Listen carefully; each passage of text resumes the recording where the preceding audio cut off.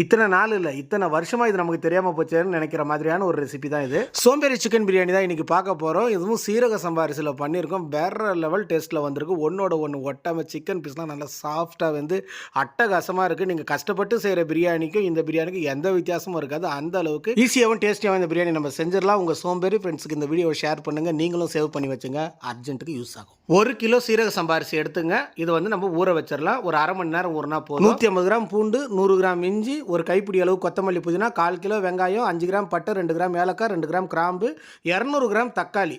இது எல்லாமே ஒரு பிளேட்டில் எடுத்து வச்சுங்க. 2 அனாசி பூ சேர்த்துருக்கேன். 45 கிராம் கல் உப்பு, 10 கிராம் தனி மிளகாத்தூள், 200 கிராம் தயிருங்க. ஜென்ரலாக நான் 100 கிராம் சொல்லுவேன். இப்போ இதுக்கு 200 கிராம் ஆட் பண்ணிக்கலாம். ஏன்னா இதில் லெமன் நம்ம யூஸ் பண்ண போகிறதில்ல. க்ளீன் பண்ண சிக்கன் லெக் பீஸு ஒரு 6 பீஸ் நான் போட்டிருக்கேன். கிட்டத்தட்ட இது 1/2 கிலோலேருந்து 3/4 கிலோ இருக்கும். நீங்கள் 1 கிலோ கூட போடலாம். நல்ல வசதி படைச்சவங்களா இருந்தால் முழுக்க நெய்யில் கூட பண்ணலாம். நான் 100 நெய்யும் 150 எண்ணெயும் சேர்த்துருக்கேன்.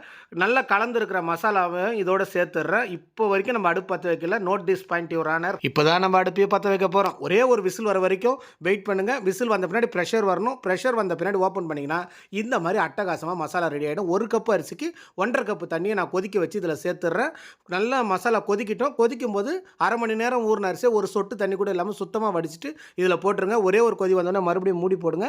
மறுபடியும் ஒரு விசில் விடுங்க. ஒரு விசில் விட்டுட்டு ப்ரெஷர் வர வரைக்கும் வெயிட் பண்ணிவிட்டு நீங்கள் ஓப்பன் பண்ணி பார்த்தீங்கன்னா ஆச்சரியமான இந்த சோம்பேறி சிக்கன் பிரியாணி ரெடி ஆகிடும். இது அப்படியே பெரிய ஹாட் பாக்ஸ் மாற்றுங்க. இப்போ நான் உங்களுக்கு குக்கரையை கூட காட்டிடுறேன் பாருங்கள். எண்ணெயோட அளவு தண்ணியோட அளவுலாம் கரெக்டாக வச்சா இது மாதிரி பக்காவாக வந்துடுங்க. இது பெரிய பாத்திரத்துக்கு மாற்றி 1 நிமிஷம் ஆறின உடனே மிக்ஸ் பண்ணி மூடி வச்சுருங்க. எதையுமே சொல்லாமல் அப்படியே சர்வ் பண்ணுங்கள். இந்த பிரியாணி இப்படி தான் செஞ்சுங்கிறத நம்ம ஓட்டை வச்சு நம்ம உளராத வரைக்கும் யாராலையும் கண்டுபிடிக்கவே முடியாது.